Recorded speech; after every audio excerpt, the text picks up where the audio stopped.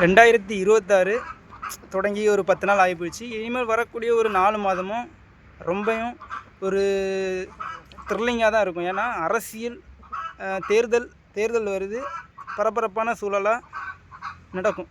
காலங்காலமாக நம்ம பார்த்துட்டு இருக்கிறது, அரசியல் வந்தாச்சுன்னா ஒரு ஒரு ஒரு ஒரு கூட்டம் அப்படியே குடுகுடுப்பை எடுத்துகிட்டு கறங்குறதை நம்ம பார்க்குறோம்.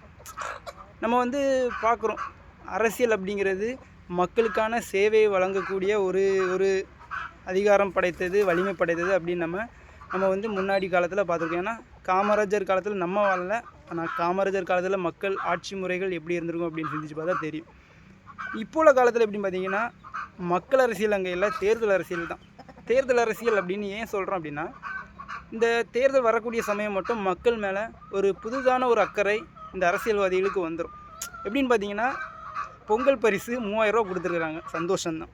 ஆனால் இதே 3000 ரூபா ஏன் கழிந்த வருடம் கொடுக்கல, இதுக்கு முந்தின வருடம் கொடுக்கல அப்படிங்கிற கேள்வி கேட்டிங்கன்னு வைங்களேன், அந்த கேள்விக்கு பதில் இருக்காது. அதே மாதிரி மடிக்கணினி, 12th படித்த பசங்களுக்கு மடிக்கணி கொடுக்குறது திட்டம் முன்னாடி இருந்துச்சு. இப்போ கழிஞ்ச ஒரு 3 வருஷமாக கொடுக்காம இந்த வருஷம் ஒரேடியில், அதுவும் தேர்தல் சமயம் லேப்டாப்பை கொடுத்துருக்குறாங்க. ஏன்னா மக்கள் மேலே ஒரு பாசம் வந்துட்டு திடீர்னு.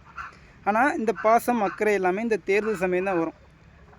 நம்ம இப்போ ஒரு புதிதான ஒரு ஆட்சி அமையாதா அப்படிங்கிற ஒரு ஆர்வத்தில் இருக்கிறோம். ஏன்னா அதிமுக ஆட்சியில் ரொம்ப மோசமான ஆட்சியாக இருந்துச்சு.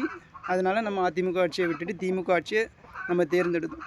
ஆனால் இப்போவும் சட்ட ஒழுங்கு பிரச்சனை, பாலியல் அத்துமீறல்கள் அப்படின்னு சொல்லிட்டு நம்ம தமிழ்நாட்டில் நிறைய பிரச்சனைகள் இருக்குது. இப்போ நம்ம என்ன நினைக்கிறோம், இந்த திமுக ஆட்சியை விட்டுட்டு வேறு ஆட்சியை நம்ம தேர்ந்தெடுக்கலாம் அப்படின்ட்டு இருக்கோம். ஆனால் மக்கள் சிந்திக்கணும், இந்த காலங்காலமாக அரசியல் பேசிகிட்டு இருக்கக்கூடிய நபர்களுக்கும் இந்த உழைப்பாளிகள் கல்வியாளர்களுக்கும் ரொம்ப இடைவெளி உண்டு. ஏன்னா நம்ம உண்டு, நம்ம வேலை உண்டு, நமக்கு தேவைகளை எப்படி நிறைவேற்றிக்கலாம் அப்படின்னு நம்ம போயிட்டுருக்கோம். ஆனால் ஒரு சில அரசியல்வாதிகளாலையும் இந்த சமூக வலைதளங்களில் இயங்கக்கூடிய இன்ஃப்ளூயன்சர்ஸ் அப்படிங்கிறவங்களாலையும் ஊரில் ஒரு குறிப்பிட்ட 4 பேர் இருப்பாங்க, அவங்க தான் பெரிய தலைக்கட்டாக இருப்பாங்க, அவங்க பேசுகிறது தான் பெருசு அப்படின்னு சொல்லிட்டு நம்ம போயிட்டுருப்போம். ஆனால் இந்த உழைப்பாளிகள் கல்வியாளர்கள் ஏழைகள் அவங்க சிந்திக்கணும், நமக்கான அரசியலை நம்ம தான் பேசணும்.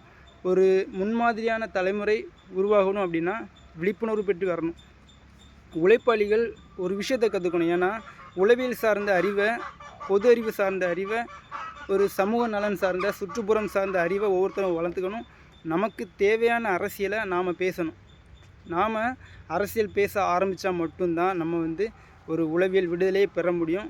இல்லை அப்படின்னா எதிர்காலம் அப்படிங்கிறது நம்ம யாருக்குமே இல்லை. ஒரு நல்ல சூழலை உருவாக்கணும். வாழ்த்துக்கள்.